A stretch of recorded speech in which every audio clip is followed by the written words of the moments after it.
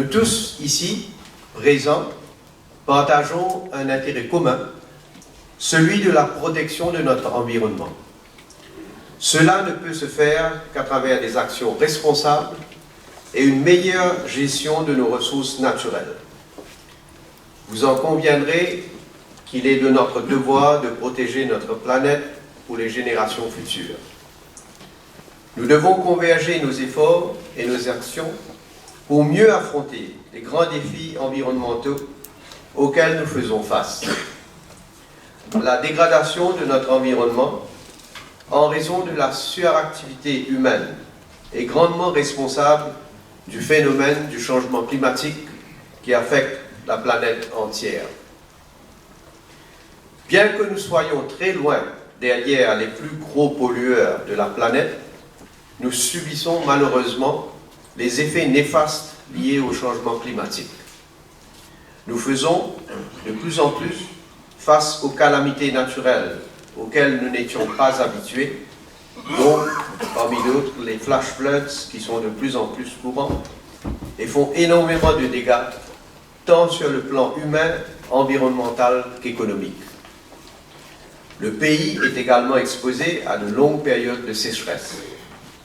Malheureusement, le manque de civisme de la part de certains de nos citoyens, notamment en termes de déchets, ne fait qu'empirer la situation.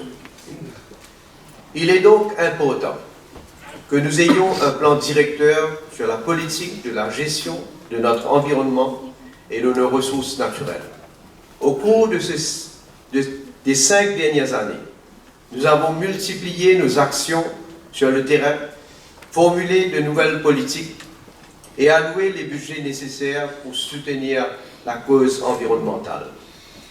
Et pour vous citer que quelques actions entreprises au cours de ces dernières années, il y a eu la création des Smart Cities qui prônent un modèle de développement inclusif, soutenu et durable.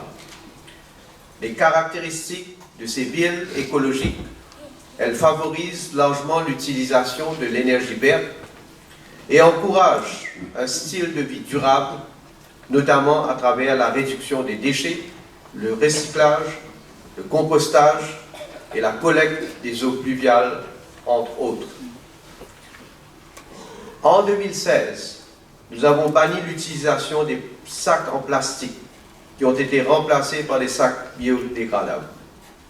Et toujours sous mon gouvernement, nous avons lancé la méga-campagne Maurice nous Olibéi, qui vise à inciter les Mauriciens à s'engager pour garder nos plages ainsi que nos sites touristiques, centres-villes, villages, autoroutes, routes principales et rivières propres. Le changement climatique est aussi au centre des préoccupations gouvernementales. Diverses stratégies visant à faire face et à s'adapter aux impacts du changement climatique sont en cours d'implémentation. La concrétisation du métro express est un premier pas vers un mode de transport plus propre et durable pour les citoyens. Afin d'accroître notre résilience face aux défis environnementaux et effets du changement climatique, nous avons établi pour les prochaines années nos axes prioritaires. Nous lancerons très prochainement le Youth Environment Council qui regroupera des jeunes de 18 à 35 ans et qui sera placé sous l'égide de mon bureau. Ils pourront ainsi apporter leur contribution dans notre lutte à protéger notre environnement. Nous redoublons nos efforts afin de rendre notre île plus propre. Et il faudra réfléchir sérieusement à l'option à mettre en place le tri des déchets à la source.